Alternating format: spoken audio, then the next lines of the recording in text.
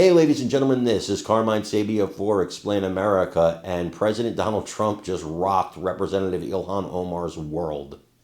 Before we get started, please make sure you like, comment, share, and subscribe.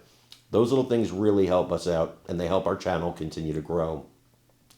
Ilhan Omar is livid today, furious, after the deportation news broke just yesterday. President Donald Trump is revoking the temporary protected status of Somali immigrants in Ilhan Omar's district and the surrounding areas. Now, this affects Ilhan Omar a great deal because these are her constituents. But not only that, just a few days ago, there was a plot discovered where money was being stolen from the United States government by a group of Somali immigrants and funneled to Al-Qaeda. That was just busted a few days ago. And Ilhan Omar's talking about, well, you can't deport me. Well, you're right. You're an American citizen, and there's only a few instances where you can deport an American citizen if they are from another country and they commit some heinous crimes. You can deport them for that. Or they do something to fake their immigration, like, to get in wrongly. Let's say, I don't know, I'll make something up off the top of my head. Let's say somebody married their brother to illegally immigrate to this country or to help him illegally immigrate to this country. Well, then they both get deported. So that just a hypothetical could happen. And so you understand why Ilhan Omar is very upset about this. I guess I don't blame her, because maybe she realizes she messed with the wrong guy one too many times.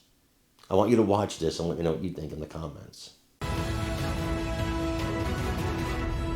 Every other day, it seems we're reporting on another Minnesota outrage. And to think we could have had their buffoon of a governor, Tim Walz, as vice president. Here with more details, senior national correspondent Kevin Corrick. Kev.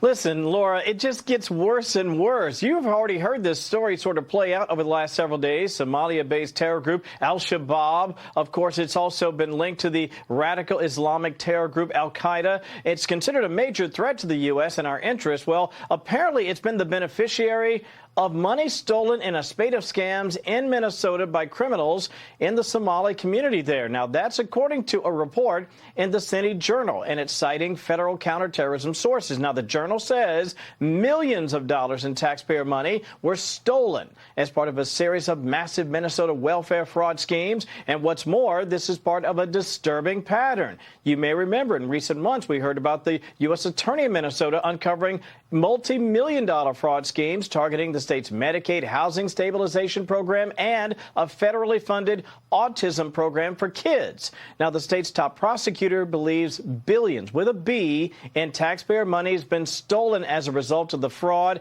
and it makes its way to Al-Shabaab through untold millions of dollars in cash that's remitted back to Somalia from Minnesota, and then through a network of handlers known as halawalas. These are the guys that sort of clean or launder the money, and sadly, Minnesota has been plagued by several high-profile fraud scandals in recent years. You might remember the biggest was that Feeding Our Future scam. That's the one where they've already racked up 56 criminal convictions. It was a program meant to feed kids during the pandemic. Prosecutors allege they stole some $300 million from that federally funded program. We're talking about ground zero for immigration fraud, theft. It's Minnesota. People have to take a very close look at that, Laura. Unreal. Kevin, thank you so much. And these financial scams, political corruption, unfortunately, they're par for the course in Minneapolis. So back in 2018, local mini station Fox 9 investigated a similar scheme where as much as $100 million in cash was being stuffed into suitcases and flown out of town. So the fraudsters were reportedly using daycare facilities, isn't that nice, owned mostly by Somalis, to game the system and steal millions in government subsidies. Remember, it's always for the children. Here with us is one of the men who helped expose all of this.